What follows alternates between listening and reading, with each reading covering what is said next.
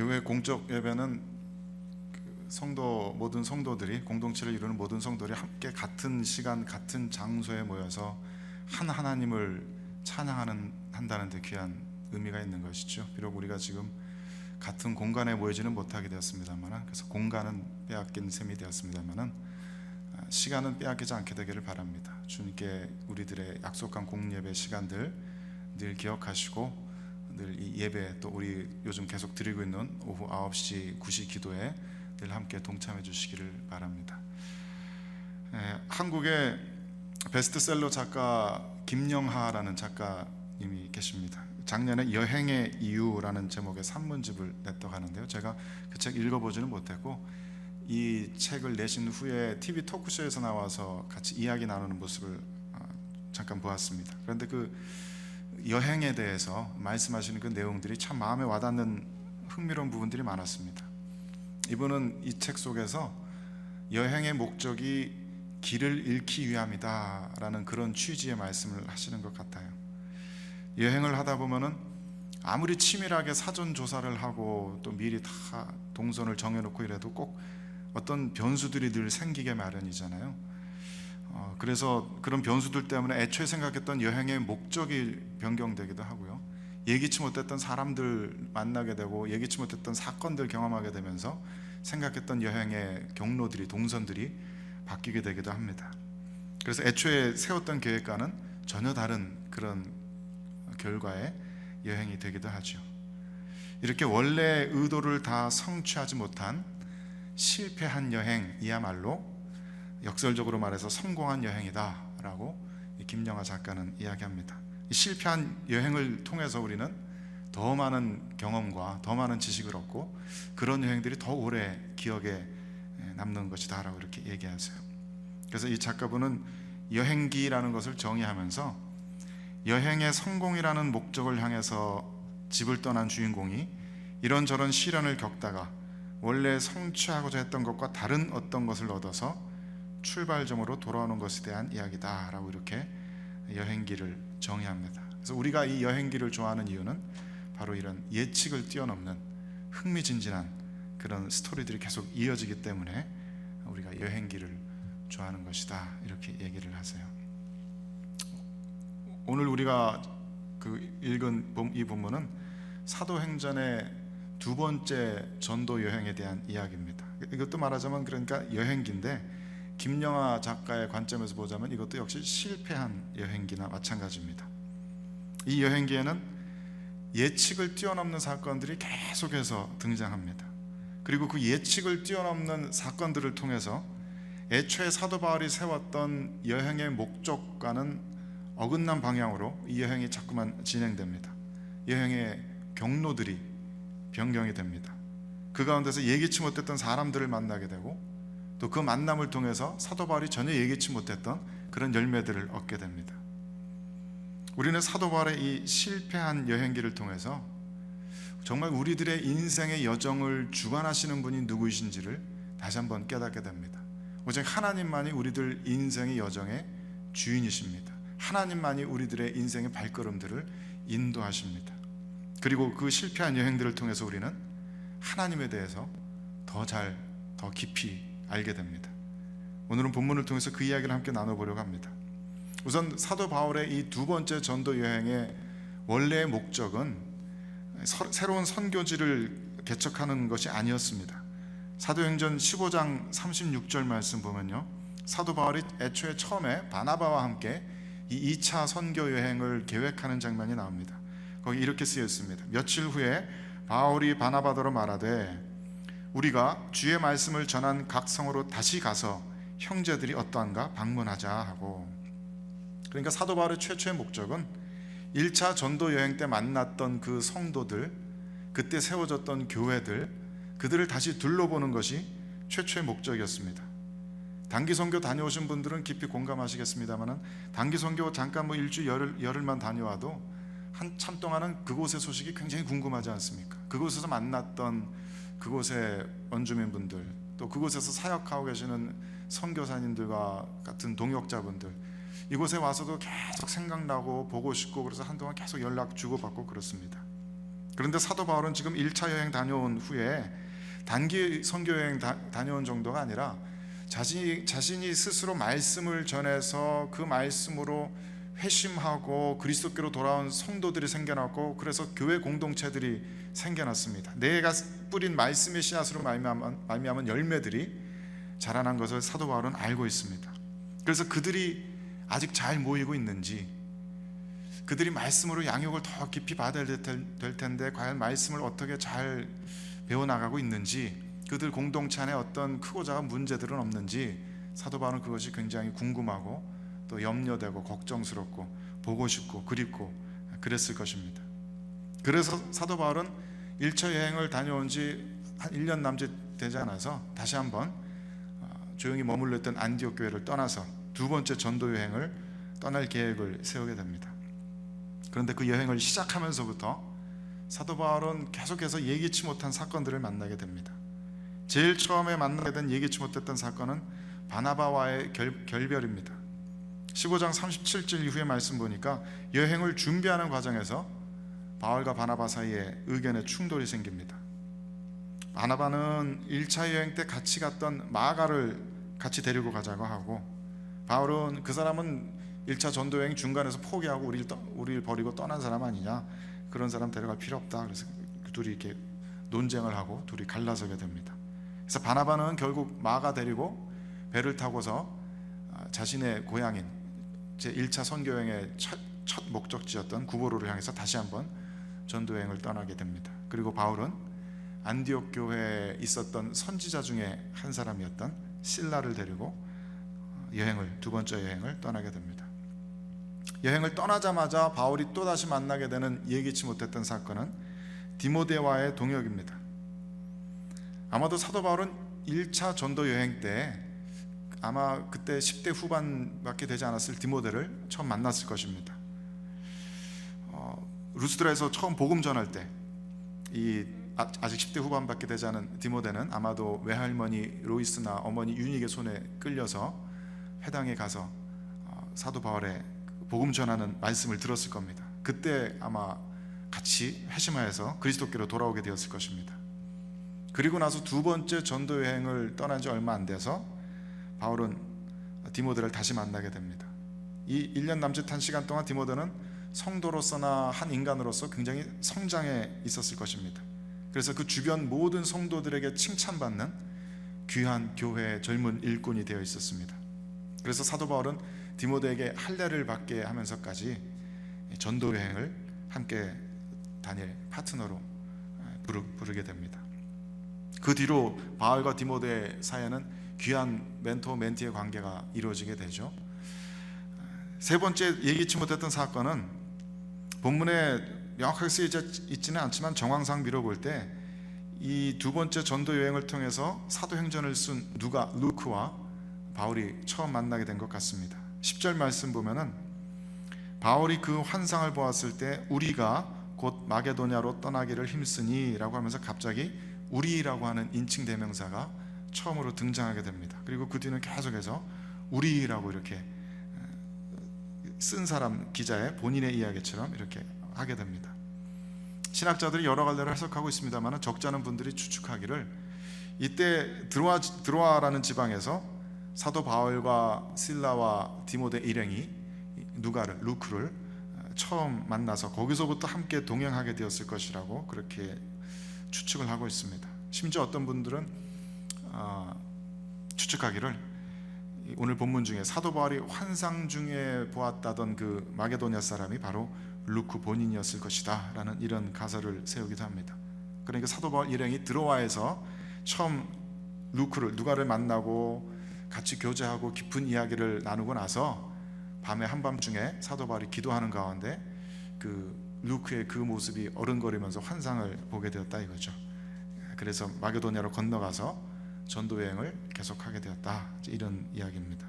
물론 성경에 명확하게 써있지 않은 이야기라 확인은 할 수 없겠습니다만은 이런 예기치 못했던 만남과 사건들을 통해서 사도 바울 개인뿐만 아니라 교회는 예상하지 못했던 큰 열매들을 얻게 됩니다. 우선 바울과 바나바의 결별을 통해서 기독교회는 선교 사역을 더 확장할 수 있게 됩니다. 말하자면 공식적으로 하나밖에 없던 선교팀이 이제 두 개 팀이 된 것입니다. 초대교회의 중요한 리더들이었을 바울과 바나바가 각자 자신의 선교팀을 꾸려서 서로 다른 방향으로 선교 사역을, 선교 루트를 개척해 나가게 된 것입니다. 그 덕분에 교회의 선교 사역은 분명히 더욱 빠른 진전을 이룰 수 있었을 것입니다. 또 바울과 디모데의 동역은 이 초대교회가 사도 시대를 넘어서 그 다음 세대의 사역을 준비하는데 큰 도움이 되었을 것입니다. 디모데는 나중에 장로들의 안수를 받고 목사가 됩니다. 사도 바울과 함께 여러 지역을 두루 다니면서 선교 사역에 힘쓰게 되고 선교 현장을 많이 경험하게 됩니다. 그리고 나중에는 바울의 후임으로 에베소 교회를 맡아서 목회하게 됩니다. 바울의 직접적인 멘토링을 받아서 성장하게 된 이 젊은 리더는 초대교회를 이끌어가는데 없어서는 안 될 귀중한 일꾼이 되었습니다. 특히 바울과 바나바 사이에 주고받은 이 편지들 중에 두 편이 성경에 이렇게 기록되는 것만 보아도 이들의 이 관계가 우리 교회에게 가르쳐주는 바가 얼마나 많은지를 깨닫게 됩니다. 또 바울과 누가의 만남도 너무나 귀한 열매를 맺게 되었습니다. 루크는 잘 알려진 것처럼 의학을 공부한 의사였고 또 헬라 문학에도 정통한 그런 엘리트라고 여겨집니다. 이방인이었죠. 이방인으로서 바울의 선교 사역에 동참하면서 이제는 주로 유대인들 문화권 안에 머물러 있던 선교 사역이 본격적으로 이방인들을 향해서 나아가는데 큰 공헌을 하게 됩니다. 무엇보다도 누구보다도 가까이서 바울의 사역을 경험하면서 그것을 아주 자세하게 기록해서 지금 우리가 읽고 있는 이 사도행전이 지금 우리들에게까지 전해지게 되었습니다. 이 모든 것들이 사도 바울이 처음 바나바와 함께 두 번째 전도 여행을 계획할 때에는 전혀 생각지도 못했던, 계획하지도 못했던 그런 열매들입니다. 그리고 오늘 본문에 보면은 사도 바울 일행은 또 다른 예기치 못한 사건을 만나게 됩니다. 지도를 한번 보시겠습니다.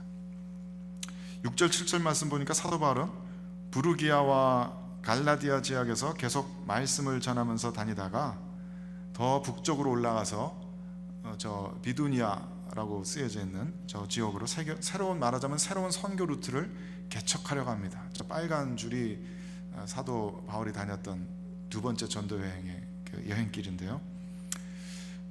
동기를 정확하게는 알 수는 없지만 사도 바울은 우리가 지금 소아시아라고 부르는 저 아시아부터 갑바도기아까지 지금의 터키 영토, 아나톨리아 반도 그 정도 안에서만 선교 사역을 생각했던 것 같습니다. 그러니까 그 지역을 넘어서 지금 우리가 유럽이라고 부르는 그 땅까지 가서 선교를 생각할 여력은 아직 없었던 것이 아닌가 싶습니다. 사도 바울 본인이 이 소아시아 지역에서 태어났고 또 자라왔고 1차 전도 여행도 이 지역 내에서 이루어졌으니까 그 지역을 넘어서까지 선교한다는 것은 아직 사도 바울의 생각이 미치지 못했던 것이 아닐까. 그래서 당연스럽게 이고니온과 루스드라 지방 다니다가 저 위쪽에 비두니아 지방까지 올라갈 계획을 하지 않았을까, 그런 생각을 하게 됩니다. 하지만 사도 바울이 이 비두니아 지역으로 더 북쪽으로 올라가려는 그런 계획을 가지고 있을 때 본문의 표현에 의하면 성령께서 아시아에서 더 이상 말씀을 전하지 못하게 막아서셨습니다. 원어의 표현에 의하면 성령께서 콜루어, 막아서셨습니다. 금지시키셨습니다. 이 콜루어라는 단어는 성경에서 어린아이들이 예수님께 나오는 것을 금하지 말아라 할 때 썼던 단어입니다. 또 어떤 자가 예수의 이름으로 귀신 내쫓는 것을 보고 제자들이 그것을 금지시켰다라고 할 때 쓰는 단어이기도 합니다. 누가복음 11장 52절에서는 이 사도행전 쓴 누가복음 11장 52절에서는 율법 교사들이 지식의 열쇠를 가지고 자기들도 들어가지 않고 사람들도 그리로 들어가는 것을 막았다라고 할 때 이 단어를 씁니다. 모두 아주 적극적으로 길을 막아서고 방해한다라는 의미로 쓰인 단어입니다. 그러니까 성령께서 사도 바울 일행이 더 이상 아시아에서 말씀을 전하지 못하도록 막아서셨다는 이야기입니다. 구체적으로 어떻게 성령께서 역사하셔서 사도 바울 일행을 막아서셨는지는 모르겠습니다. 내적인 계시일지도 모릅니다. 비두니아 지역으로 떠나려고 기도를 하는데 전부들 이렇게 안에서 불편한 마음이 들었는지도 모르겠습니다. 어쩌면 일행 중에 선지자라고 불렸던 이 실로가 이 일에 대해서 성령의 계시를 받아서 부정적인 그런 예언의 말씀을 하였는지도 모르겠습니다. 어쩌면 환경을 통해서 하나님께서 역사하셨는지도 모르겠습니다. 도저히 그 위쪽 지방으로 올라가지 못하도록 여건을 그렇게 만드셨는지도 모르겠습니다. 이 지도를 보면은 사도 바울이 이고니안에서 루스드라를 지나서 아시아 지역을 계속 횡단하면서 북쪽의 그 비두니아 지역으로 올라가지 못하고 그 경계선을 따라서 계속 서쪽으로 진행하고 있음을 볼 수 있습니다. 성령께서 구체적으로 어떻게 사도 바울 일행을 막아서셨는지는 그거는 이 사도행전을 쓴 누가의 관심사가 아니었던 모양입니다. 중요한 것은 사도 바울이 이렇게 성령의 인도하심을 받게 되었다는 이야기입니다. 그래서 결국 이 사도 바울 일행은 그리스도의 복음을 들고 애초에 계획과는 전혀 무관하게 지금 우리가 유럽이라고 부르는 그곳까지 나아가게 됩니다. 본문의 오늘 이 이야기를 통해서 우리가 배울 수 있는 신학적인 교훈들이 몇 가지 있습니다. 첫 번째, 선교 사역은 하나님의 사역이라는 사실입니다. 사도 바울은 지금 자기 자신의 일을 하고 있는 것이 아닙니다. 사도 바울은 하나님께서 맡기신 하나님의 일을 하고 있습니다.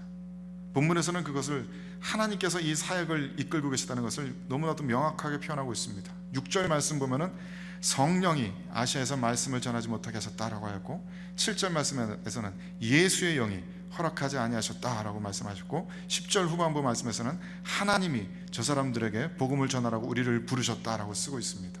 지금 이 짧은 본문에 삼위일체 하나님께서 교회의 선교 사역을 지휘하고 계시는 모습을 분명하게 본문은 증거합니다. 하나님께서 하고 계십니다. 하나님의 일이기 때문입니다. 그래서 하나님의 일을 사역, 우리말로 사역이라고 합니다. 국어사전 보면은 시킴을 받아서 어떤 작업을 하는 것이라고 되어 있습니다. 내가 하고 싶은 일을 하는 것이 사역이 아닙니다. 누군가 그 일을 시키는 주체가 있어야 사역입니다. 하나님께서 시키시는 그 일을 할 때 우리의 일은 하나님의 사역이 됩니다. 기도할 때 하나님 우리의 사역을 도우시옵소서라고 기도하는 것이 아니라 우리가 하나님을 돕겠습니다, 우리가 하나님을 섬기겠습니다라고 기도해야 합니다. 그래서 우리가 그리스도의 사역에 뛰어들 때는 이 교통 표지판에 머지 사인 있잖아요. 그것도 파워포인트 한 장 보여주십시오. 더 뒤에 있습니다. 이 사인 보면은 이 사인이 의미하는 바는 이 작은 길에서 큰 길로 끼어드는 차량이 양보해야 된다라는 그런 의미를 가지고 있습니다. 작은 길에서 큰 길로 진입할 때에는 이 앞에 이미 거대한 교통의 흐름이 있다는 것을 자각해야 합니다.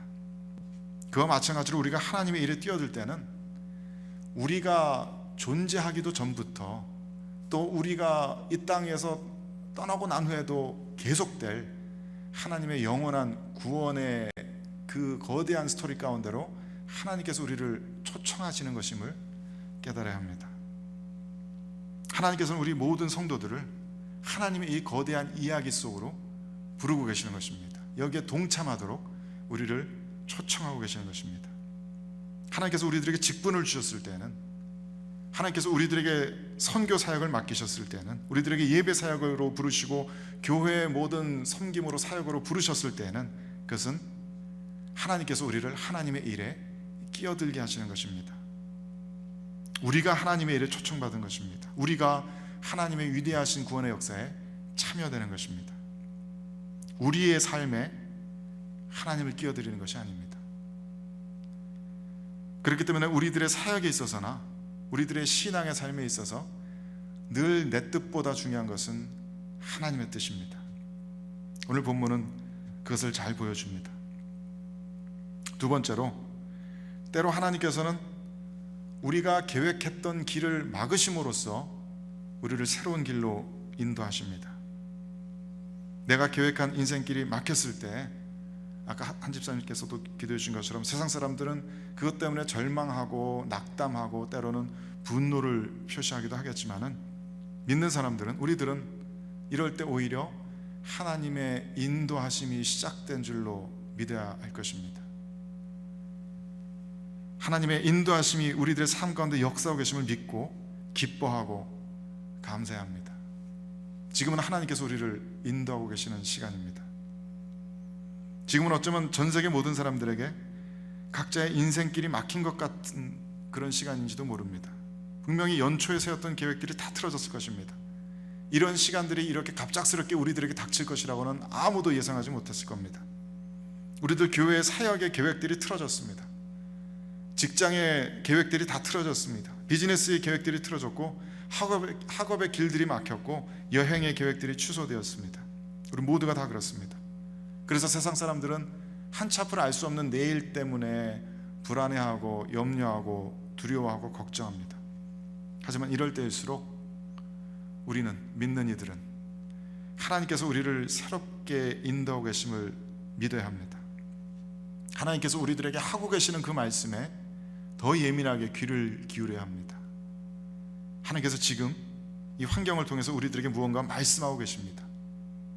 하나님께서 지금 이 환경을 통해서 우리들에게 새로운 길을 보여주고 계십니다.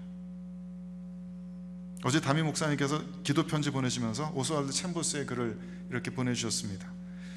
가끔 특별하게 순종할 만한 것이 없을 때도 있습니다.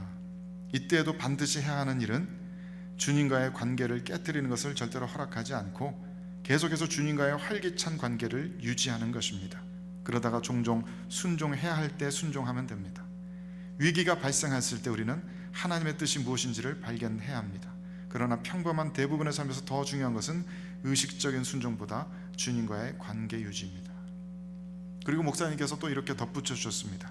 지금 우리는 주님의 사역을 하고 싶어도 할 수 없는 상황에 있습니다. 이런 시간에 우리가 사역 때문에 또 이런저런 관심 때문에 주님과의 관계를 소홀하게 생각하지 않았는가 돌아보았으면 합니다. 이럴 때 우리가 더욱 힘써야 할 것은 주님과의 관계입니다. 오늘 주님께서는 우리를 주님과의 깊은 관계로 초청하시면서 말씀하십니다. 내 안에 거하라.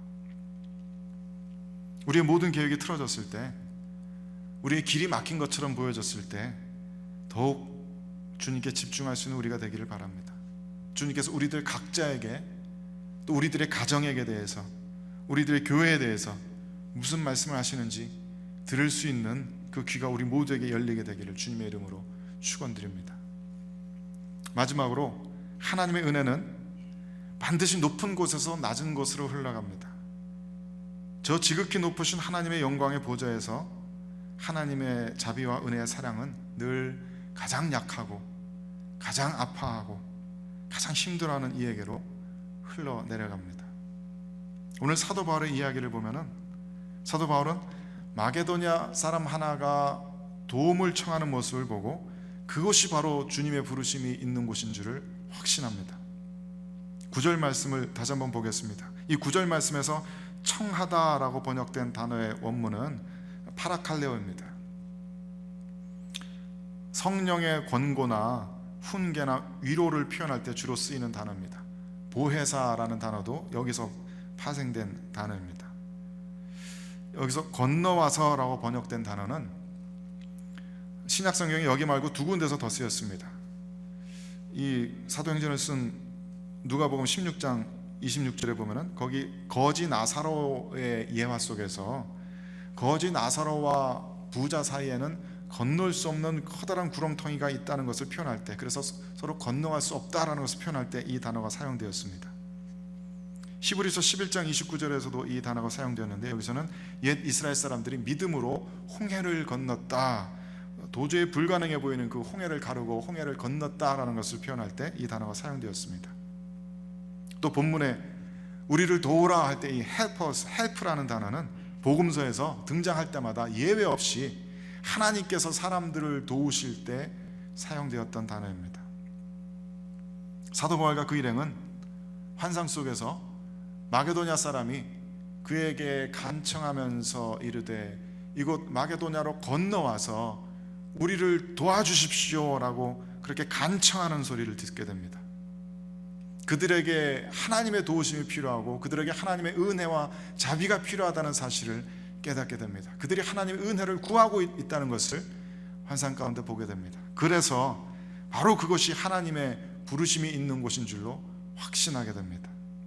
거기 도움을 청하는, 간구하는 사람들이 있기 때문입니다. 교회가 향해야 할 곳은 연약한 자들이 있는 곳입니다. 도움을 청하고 간구하는 이들이 있는 곳입니다. 우리의 사역이 아무리 거창하고 잘 조직되어 있더라도 그 중간에 끼어들어서 우리를 도와주세요 라고 하는 그런 간구하는 이들의 요청을 무시해서는 안 됩니다.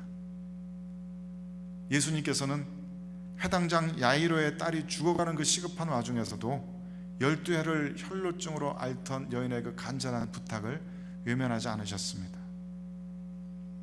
그것은 겉으로 보기엔 굉장히 효율성이 떨어지는 사역이고 시간이 낭비되는 듯한 사역이지만, 교회는 결코 효율성이나 경제적인 논리로 사역하지 않습니다. 주님의 사역은 효율성보다는 자비와 긍휼의 정신으로 이루어집니다.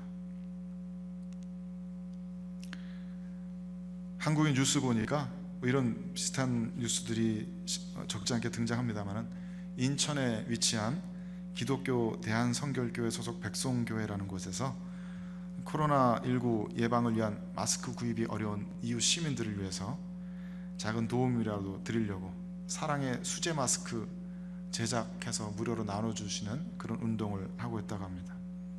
성도들이 자발적으로 헌금을 모아서 재봉틀 5대를 구입하였고, 낮에는 교육자들이 나와서, 또 밤에는 성도들이 함께 모여서 재봉틀 5개 놓고 마스크를 만든다고 합니다. 아침 9시부터 평균 한 12시간을 작업하는데, 어떨 때는 다음날 새벽 2시, 3시까지 작업하기도 한답니다. 처음에는 하루 종일 그렇게 작업해서 마스크 한 500여 개 만들었는데, 요즘은 익숙해져서 다들 도사들이 되셔서 마스크 하루에 800개, 900개, 1000개 가까이 만드신다고 합니다. 그래서 매주 월요일, 목요일마다 지역 주민들에게 이것을 무료로 나눠드리고 있다고 해요. 사람들이 길게 줄을 서서 그 마스크를 받아가고 있습니다. 그러면서 너무너무 감사하고 고마워하시면서, 어떤 분은 사탕을 가져오기도 하시고, 어떤 분은 우유를 가져오기도 하시고, 돈을 왜 안 받냐고 돈을 억지로 쥐어주고 가기도 하시고, 어떤 분은 밤 12시가 넘었는데 교회 앞에 박스로 과자나 음료수 가득 담아가지고 가져오신다고 합니다. 쪽지에 너무 감사합니다, 늦게까지 수고하시는 모습이 너무 아름답습니다, 이렇게 감사의 표시를 하신다고 합니다. 인터넷 뉴스의 제목이 예배 대신 마스크 만들어서 무료로 나눠주는 교회, 이렇게 되어 있습니다. 거기에 달린 일반 시민들의 댓글 보니까 이런 곳이 진정한 종교단체이지요 라고 이렇게 되어 있습니다. 난 종교가 없지만 이런 교회 같으면 나가보고 싶습니다, 이런 글들도 있습니다. 한국이랑 이곳의 사정은 다르지만 그 영적인 원리는 늘 동일하다고 믿습니다. 하나님께서는 우리가, 교회가 연약한 이들 돕기를 원하십니다. 연약하고 우리의 도움을 필요로 하는 이들에게 주님의 사랑과 자비와 은혜를 흘려보내기를 원하고 계십니다. 우리끼리 서로 열심히 돌보고 사랑하는 것도 물론 필요하고, 또 그 사랑을 우리들 경계선을 넘어서 우리 주변 이웃에게로, 이 이웃의 모든 시민들에게까지 확대시키기를 주님께서는 원하십니다. 하나님께서 우리를 그런 길로 인도하실 때 사도 바울 이름과 같이 immediately, 곧 즉시로 응답할 수 있는 우리가 되기를 바랍니다. 말씀을 맺겠습니다. 오늘 본문을 통해서 하나님께서 우리들에게 주시는 교훈들이 있습니다. 첫째는 우리의 삶과 사역은 우리의 것이 아닙니다. 우리의 삶은, 우리의 가정은, 우리의 교회는 우리 주 예수 그리스도께서 핏값으로 사신 주님의 것입니다. 이것의 소유주는 주님이십니다. 그렇기 때문에 주님께서 책임지시고 주님께서 인도해 내시고 이 가운데 맺어지는 모든 열매를 주님께서 취하십니다. 우리들 삶의 모든 계획들은, 우리들 공동체의 모든 계획들은 주님께서 세우고 계시고, 주님께서 그 걸음을 한 걸음 한 걸음 한치 오차도 없이 인도하고 계시는 줄로 우리는 믿습니다. 두 번째로, 주님께서는 때로 우리들의 스스로의 계획을 막아서심으로써 우리를 예상치 못했던 전혀 새로운 길로 인도하십니다. 주님께서 지금 우리들의 계획을 막으셨다면, 주님께서 우리들의 갈 길을 막아서셨다면, 그거는 주님께서 지금 이 순간 우리를 다른 길로 인도하고 계시는 줄을 믿습니다. 그때 우리는 주님의 음성에 귀 기울여야 합니다. 주님께서 우리를 어디로 이끄시는지, 온 공동체가 함께 말씀과 기도 붙들고서 주님의 음성을 분별할 수 있어야 합니다.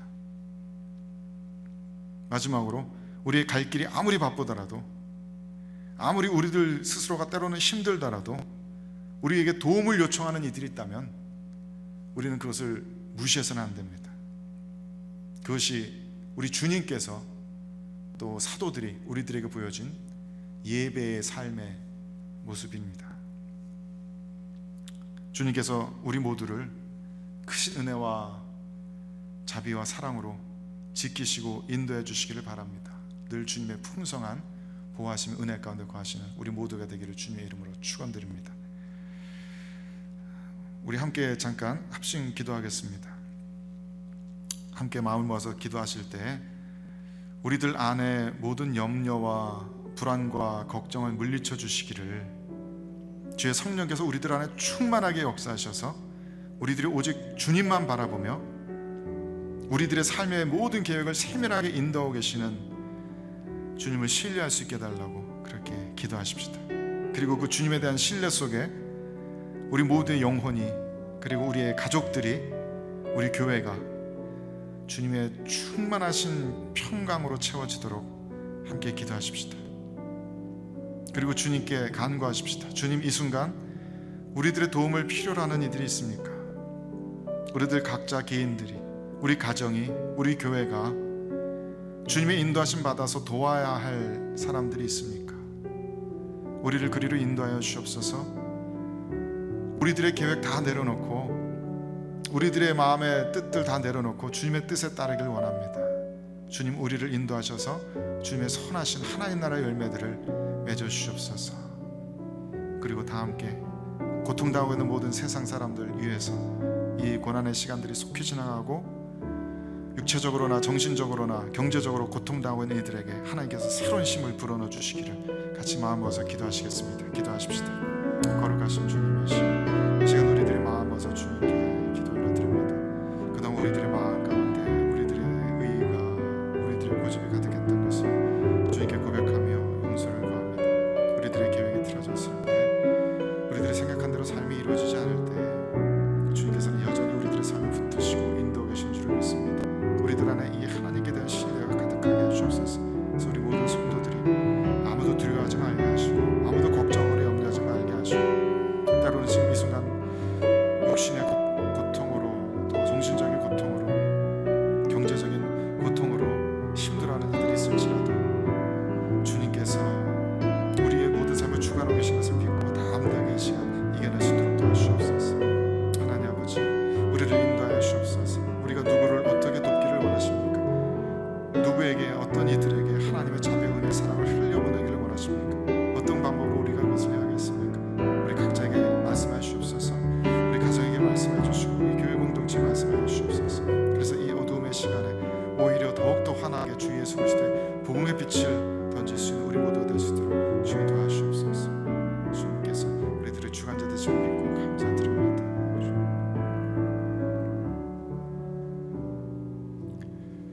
모든 것을 아시고 또 모든 능력을 가지고 계시고 우리를 죽기까지 사랑하시는 주님께서 우리들의 삶의 주관자이시고 또 주인 되심을 인하여 감사드립니다. 우리들의 삶이 때로는 염려스럽고 때로는 우리들의 영혼이 불안하고 내일이 걱정될지라도 주님만을 담대히 믿고 신뢰하고 주님만 바라볼 수 있게 하여 주옵소서. 우리들의 모든 계획이 무너졌습니다. 하나님, 우리들의 모든 삶의 여정들이 우리들 뜻대로 이루어지지 않는 것을 다시 한번 고백합니다. 주님, 그래서 주님께 우리들의 모든 자유를 내어드립니다. 주님께서 우리들 각 사람과 각 가정과 교회 삶의 발걸음들을 취하시고 주님께서 인도하여 주시옵소서. 그 가운데 모든 열매로 인한 영광 주님 홀로 받아 주시옵소서. 특별히 이 시간 우리들이 도와야 할 이들이 있다면 우리들 스스로의 문제를 염려하기보다 연약한 이들, 힘들어하고 있는 이들을 더 돌볼 수 있는 마음을, 능력을, 용기를, 믿음을 우리들에게 허락하여 주시옵소서. 이 시간 고통당하고 있는 모든 이들을 위해서 축복하며 기도합니다. 육신의 고통을 당하고 있는 이들이 병마로부터 강건하게 승리하면서 일어날 수 있도록 주님 도와주시옵소서. 또 영혼이 불안해하고 흔들리고 있는 이들에게 하늘의 위로를 충만하게 채워주시옵소서. 경제적으로 고통당하고 있는 이들에게 담대한 믿음을 주시고 하늘로부터의 복을 쏟아부어 주시옵소서. 돕는 이들을 보내어 주시옵소서. 이 어둠의 때에, 이 혼란의 때에 우리 믿는 이들이 강건하게 일어나서 세상 가운데 소망의 소식을 전하게 하시고 위로의 소식을 전하게 하시고 하나님의 사랑의 그 기쁜 소식을 담대하게 전할 수 있도록 우리를 모두를 사용하여 주시옵소서. 우리와 함께하고 계시는 주님께 모든 것 맡기고 의지하며 우리 구주 예수 그리스도의 이름으로 기도 올려드립니다. 아멘. 이제는 우리 주 예수 그리스도의 크신 은혜와 하나님 아버지의 극진하신 사랑과 성령 하나님의 교통하심이 주님의 몸된 교회를 이루는 모든 성도들의 삶의 모든 영역 위에 이제부터 영원토록 함께 계실지어다.